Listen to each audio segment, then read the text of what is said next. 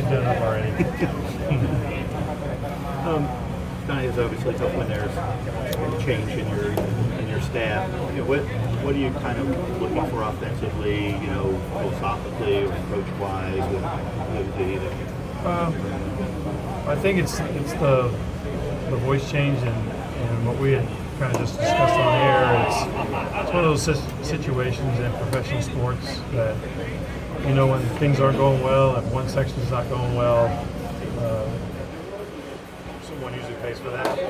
And unfortunately, with the guy that I've known for a long time and friends with for a long time, extremely hard worker, cares, compassionate, but it just kind of goes to the nature of the business.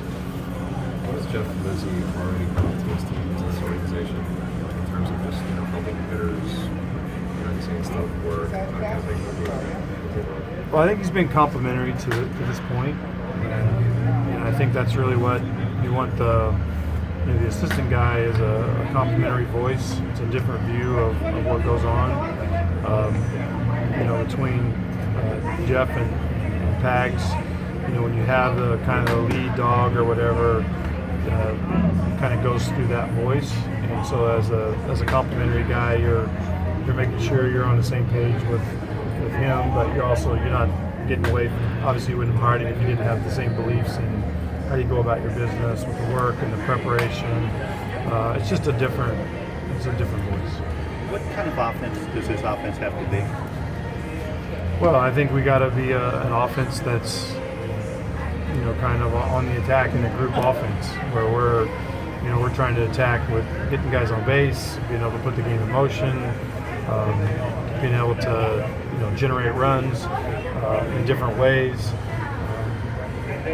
So that's what we feel like we need to be. I don't think we're not, and we're not going to be a team that's going to hit.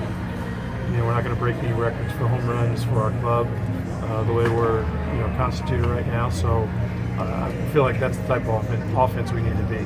When you say on the attack, you mean is it? No, being aggressive, but with a game plan.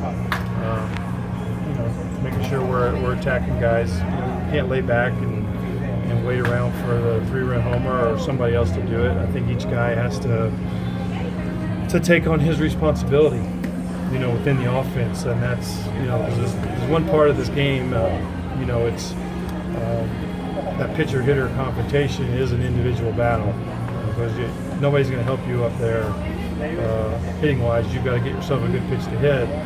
You've got to know your game plan. You've got to be able to stick with it. And then on the other side, that is probably the pitching side. It's the same way. You don't control anything than where you throw the ball and how you're going to attack and things like that. Right now, last in walks right now. How do you guys go about changing that approach to maybe being a little bit more patient while being kind of aggressive to try and get a little bit more on base? Well, one thing that you don't do as a hitting coach ever is really talk about walks. It's kind of like as a pitching coach, you don't talk about let's cut down the walks. It's more about getting a good pitch to hit.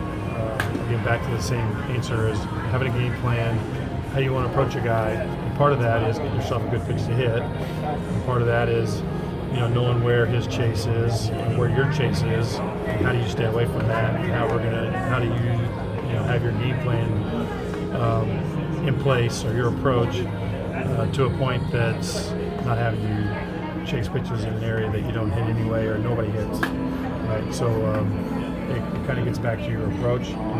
So you don't really talk about walking, but walks are a byproduct of having a good approach and understanding when a guy's trying to throw you a strike, not throwing strikes, being a little more patient, being willing to get hit with a strike on you sometimes, get yourself in good counts. The thought process with Anderson back in right field, what's that do to the lineup? Well, I think first and foremost, it gives Martin more playing time and allows us to get Martin in there more. I think it makes us better defensively from the standpoint of a solid guy in right field on an everyday basis for the most part. And that's one of the things as we talked with Andy, we wouldn't have done this because we've talked about trying to leave him at third. We want him to be comfortable. Obviously, he's showing that he's comfortable at third and making all kinds of plays over there. And we wouldn't would not have even attempted to do something like this if Andy wasn't 100% on board. Actually, Andy had talked to me 3 weeks ago or so that he was willing to go to right field then. So I didn't think it was going to be an issue, but he was 100% in. His words are, I'm a baseball player, I'm here to play. And we look at him in a sense like a Chris Bryant. We've seen it with the Cubs. They put him in left field 2 days, they played third the third day. And we see it the same way with Andy. There's going to be days he plays right, there could be days he's playing third, there could be days he's going from right to third during the course of the game. So this is not a move that's in stone that now he's going to be an outfielder. And along with that, I still think that we see him as the long-term answer at third base. So that part of that conversation is really stayed the same within the organization. Martin, the comfort level with him running out day after day. Well, we're going to watch him, that's for sure. We'll have a plan in place for him to not be a bunch of days in a row. And we think Andy being there will give us some more flexibility to be able to do that in different ways. So Martin, when I talked to him about it today, he had a pretty good smile on his face and asked me if he felt like he was ready, and he's like, "I just been waiting for you." So obviously Martin's ready for this. And John Birdie could play there as well. Your expectation for him with the ball club?